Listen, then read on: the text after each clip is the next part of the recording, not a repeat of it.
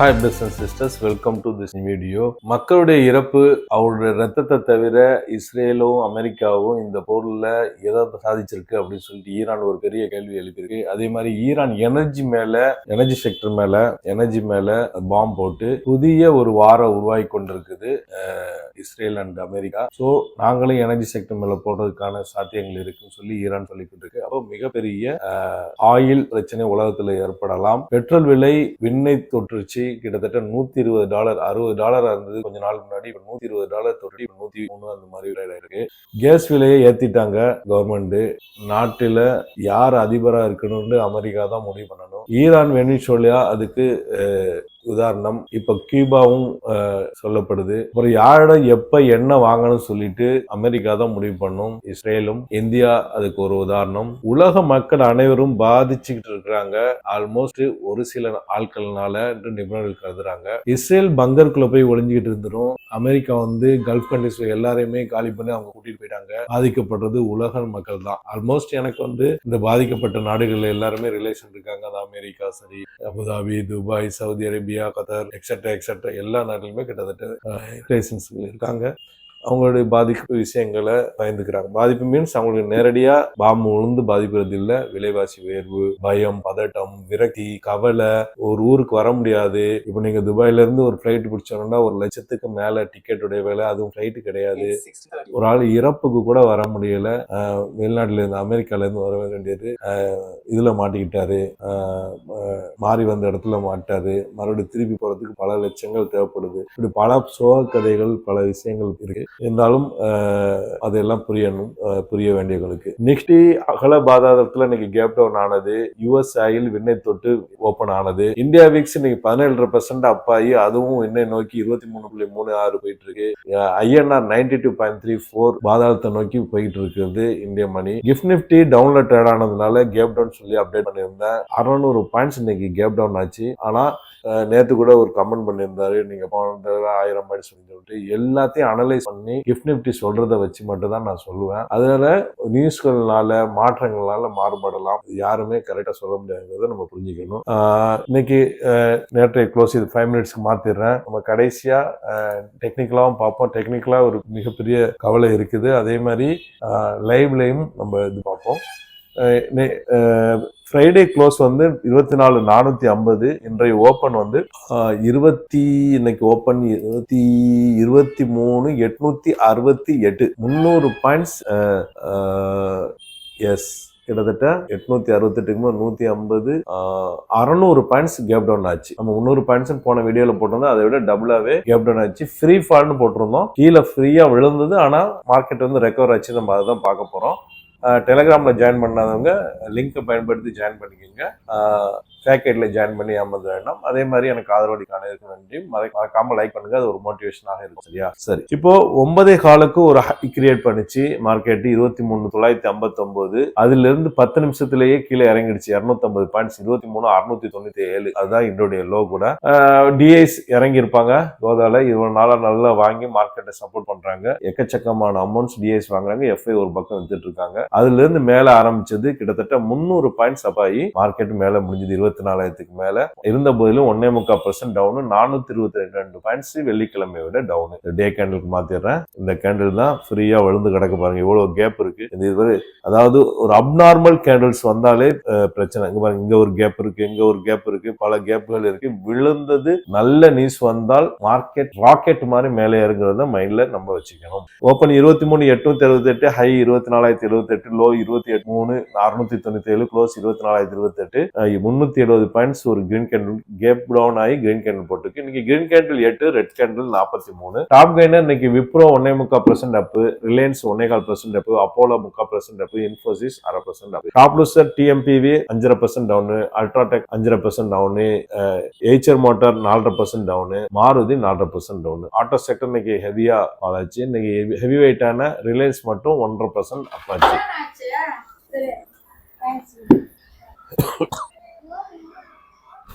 இன்னைக்கு ஹெவி வெயிட்டான மற்ற ஸ்டாக் வந்து SBI 3.5% down, ICICI 2.5% down, HDFC 2.5% down, TCS 1.25% down. Auto sector தான் விழுந்தது அதிகமா 4%, PSU பேங்க் 4% விழுந்தது, பேங்க்ஸ் வந்து 3% இறங்கிச்சு, கன்சூமபிள்ஸ் 2.5%, எல்லாமே 2% மேல விழுந்துச்சு.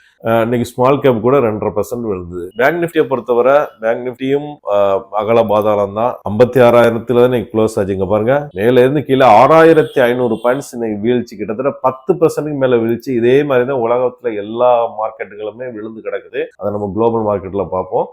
காரணம் திருப்பி திருப்பி சொல்ல தேவை, உங்களுக்கே தெரிஞ்சதுதான்.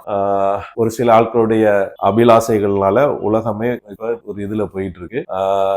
61,764 டு 55,270, 6,500 பாயிண்ட்ஸ் 10% மேல விழுந்து கிடக்குது. இன்னைக்கு வந்து 55,270 டு 56,270, 1000 பாயிண்ட்ஸ் மூவ்மெண்ட். எல்லா பேங்குமே பிளட் பாத் தான். இன்னைக்கு 2%ல இருந்து 5% வரை எல்லா பேங்க்ஸுமே விழுந்தது. கோல்டை பொறுத்தவரை அதே 5,100ங்கிற இடத்துல தான் இருந்துட்டே இருக்கு. மேல ஏறுமா இறங்குமான்னு யோசிச்சுட்டு இருக்கு. எல்லாருமே கோல்டு, பிட்காயின், ஸ்டாக் மார்க்கெட் எல்லாம் வித்து குரூட்ல இன்வெஸ்ட் பண்றாங்கன்னு தோணுது. அது மேலே ஏறிட்டே இருக்கு. இன்னைக்கு யுஎஸ் ஆயில் இது பாருங்க 120 வரைக்கும் வந்தது, இப்ப 102ல ட்ரேட் ஆயிட்டு இருக்கு. கன்சால்டேஷன் மோட் போயிட்டு இருக்கு. என்ன நடக்குங்கிறத பார்ப்போம். அதே மாதிரி சில்வர் 84 பக்கமா ட்ரேட் ஆகுது. அதோடைய லைஃப் டைம் 126, 60 வரைக்கும் 50% இறங்கிச்சு. அதை மைண்ட்ல வச்சுக்கணும். பிட்காயின் இப்ப வந்து 64,000 பக்கத்துல ட்ரேட் ஆகுது. பார்த்துடலாம் இப்ப எவ்வளவு ட்ரேட் ஆயிட்டு இருக்குன்னு. எஸ், 67,677 ட்ரேட் ஆயிருக்கு. அதோடைய லைஃப் டைம் 1,26,000, அது 60,000 வரைக்கும் வந்ததுன்னு மைண்ட் வச்சுக்கணும். குளோபல் மார்க்கெட்டை பொறுத்தவரை ஃபுல்லா பிளட் பாத் தான். Dow Jones 1.25% down, S&P 500 1.5% down, Nasdaq 1.5% down, இங்கிலாந்து FTSE 1.5% down, CSE Italy 2% down, DX Germany 1.5% down, Japan Nikkei 5.5% down, Singapore ஸ்டேட் Times 2% down, Hong Kong Hang Seng 1.5% down, Taiwan weightage 4% down, Korea KOSPI 6% down, Shanghai China 1% down, SCT composite 2% down, Jakarta Indonesia 3% down. எல்லா மார்க்கெட்டுகளுமே அடிச்சு உளுந்து கீழே விழுந்து கிடக்குது. Option செயினை பொறுத்தவரை ஒரு இன்ட்ரெஸ்டிங்கா இருக்கு. அது நியூட்ரல்ல இருக்கு. இந்த பாருங்க, ஆப்ஷன் செயின் ஒரு நியூட்ரல்ல இருக்கு. 23.69, இந்த பக்கம் 23.81. டேட்டாஸ்ல மாறுபடலாம், ஏதோ ஒரு கன்ஃபியூஷன் இருக்கு இந்த டேட்டாஸ்ல. சரி, நம்ம ஏதாவது வந்ததுன்னா நான் அப்டேட் பண்றேன் டெலிகிராம்ல. FID ஆக்டிவிட்டி ஏற்கனவே சொன்ன மாதிரி இவங்க இது வரைக்கும் 21,000 கோடிக்கு வித்திருக்காங்க. இவங்க வந்து 32,000 கோடிக்கு வாங்கியிருக்காங்க. ஹெவியா FIs வாங்கிட்டு இருக்காங்க. மார்க்கெட் சப்போர்ட் பண்றாங்க புரிஞ்சுக்கணும். சில நியூஸஸ் பார்த்துட்டு நம்ம டெக்னிக்கலா பார்த்துட்டு அப்புறம் லைவ் மார்க்கெட் பார்ப்போம். நெட்டன்யாஹுவும் ட்ரம்ப்பும் சேர்ந்து மியூச்சுவல் டிசிஷனுக்கு அப்புறம் தான் இந்த வார பத்தி நிறுத்துறதா தொடர்றாங்க சொல்லுவோம்னு சொல்லிட்டு ட்ரம்ப் சொன்னதாக டைம்ஸ் ஆஃப் இந்தியா W1 இதுல போகுது. அதாவது உலகமே ரத்த கலையில ஓடிட்டு இருக்குது. இப்பதான் மியூச்சுவலுக்கு வர்றாங்க 2 பேரும் சேர்ந்து, அண்ணன் தம்பிங்க 2 பேரும். Won't leave Trump alone, Iran warn பண்ணுது. NDTV சொல்றாங்க, சும்மா விட மாட்டேன் அப்படிங்கிற மாதிரி சொல்றதாக NDTV சொல்லுது. அதே மாதிரி ரஷ்யா கடுமையான வார்த்தையில யூஸ் பண்ணிருக்கு யுனைடெட் நேஷன்ல. அதாவது international law exist only on paper. Russia சொல்லுது யூஎன்ல, ஜீனிஸ், ட்ரைபர்ட் அண்ட் இந்தியா டுடே இது எல்லாத்தையும் வந்திருக்கு. அப்புறம் Russia is providing Iran intelligence to target US forces. புதுசா ஒரு நியூஸ் வந்திருக்கு. ரஷ்யா வந்து இன்டெலிஜென்ஸ் சப்போர்ட் பண்றதாக இதுக்கு ஈரானுக்கு. இது வந்து வாஷிங்டன் போஸ்ட்ல இந்த நியூஸ் வந்திருக்கு. சோ வார் எந்த நேரத்திலும் எப்படி மாறலாம். சரி, இப்போ வந்து ரஷ்யா வந்து இப்போ புதுசா தேர்ந்தெடுத்து சப்போர்ட் பண்றதாக சொல்லிருக்கு. சைனாவும் அமெரிக்கா சொல்லுது என்னுடைய பங்கு இருந்தா தான் இதெல்லாம் இருக்க முடியும்னு அவரு விடுவாதமா இருக்கிறாரு. என்ன நடக்கு பார்ப்போம். இப்போ டெக்னிக்கலா பார்த்துட்டு இப்போ லைவ் மார்க்கெட் பார்ப்போம். டெக்னிக்கலா இன்ட்ரெஸ்டிங்கா இருக்கு. இனிமே நம்ம வந்து இது பார்க்க முடியாது. அதாவது நம்ம ஒரு ரைசிங் சேனல் போட்டிருந்தோம்ல, அந்த சேனல் எல்லாம் உடைச்சிட்டு கீழே வந்துருச்சு. கச்சா முச்சான்னு கீழே இறங்கிருச்சு. இனிமே ஒன்லி சப்போர்ட் லைன் மட்டும் தான். 3 சப்போர்ட் லைன் வந்திருக்கேன். அதாவது 23,900 இன்னைக்கு டச் பண்ணிட்டு மேல க்ளோஸ் ஆயிடுச்சு. வெரி இம்பார்ட்டன்டான சப்போர்ட் லைன். அடுத்த சப்போர்ட் லைன் 23,250. இப்படியே போர் தொடர்ந்துகிட்டே இருந்து ஆயிலும் ஏறிட்டு இருந்தா அடுத்த சப்போர்ட் லைன் 23,250. இதிலே மார்க்கெட் திரும்பணும் போர் முடிவுக்கு வந்து. அடுத்தது 23,600ங்கிற ஒரு சப்போர்ட் லைன். இதுவும் உடைக்கப்படக்கூடாதுன்னு நினைச்சுக்குவோம். உடைக்கப்பட்டால் மிகவும் மோசமான சூழ்நிலை ஏற்படுத்தலாம். சரி, சில லைவ்ஸ் பார்த்துட்டு நம்ம மார்க்கெட்டை கன்க்ளூஷனுக்கு வருவோம். லைவ் பொறுத்தவரை more updates. Yes, Iran new supreme leader coming from experience of administrating things. இப்போ புதுசா தேர்ந்தெடுக்கவர் ரொம்ப எக்ஸ்பீரியன்ஸா அட்மிஷன் திங்ஸ்ல அப்படி சொல்லப்படுது. 2வது 6 மாசம் வரைக்கும் இந்த போரை நாங்க தொடர முடியும் அப்படிங்கிற ஒரு வார்த்தை வந்திருக்கு. ஏன்னா கிட்டத்தட்ட 8 வருஷமா ஈராக்கோட போர் புரிஞ்சிருக்காங்க.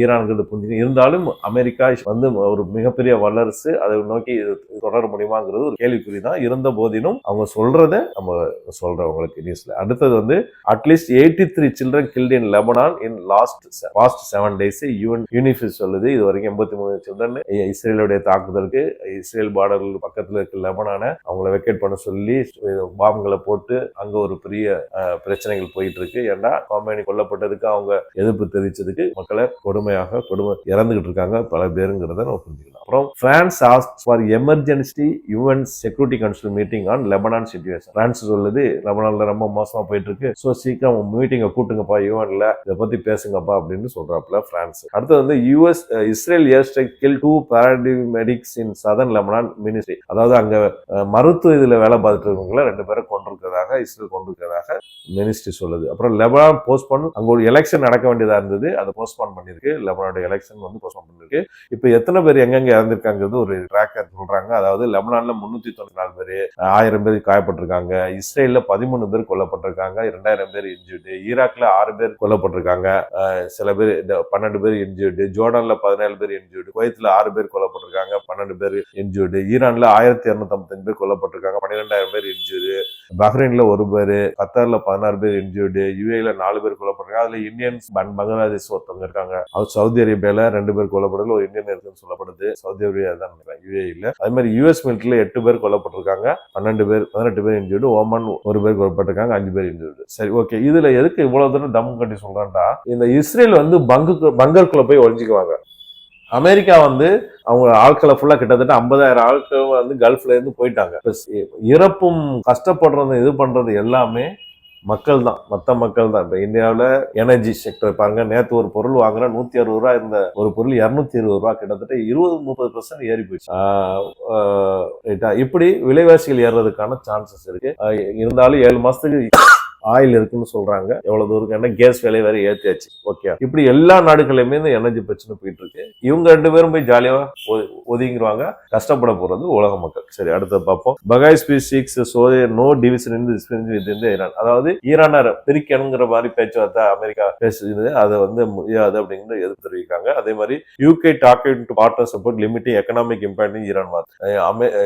இது இங்கிலாந்து வந்து பார்ட்னர் கூட பேசுது, ஏன்னா ரொம்ப பொருளாதாரத்துல பிரச்சனை இருக்கு அப்படின்னு சொல்லிட்டு. அப்புறம் புதின் கன்கிராச்சுலேட் பண்ணிருக்காரு புது லீடரை ஈரான்ல. செகண்ட் பார்த்தலாம், ஒரு கரெக்டா ஒரே நிமிஷம். அப்புறம் இந்த இதவங்க மேப்பு இஸ்ரேல் வந்து பாருங்க, மக்களை ஃபுல்லா இந்த பக்கம் உள்ளுக்குள்ள லெபனான்ல போங்க சொல்லி பாம்பு போட்டு மக்களை கொண்டுகிட்டு இருக்கிறத போட்டிருக்காங்க. அதே மாதிரி what Iranian foreign minister spokesman said, அதை பத்தி போட்டிருக்காங்க.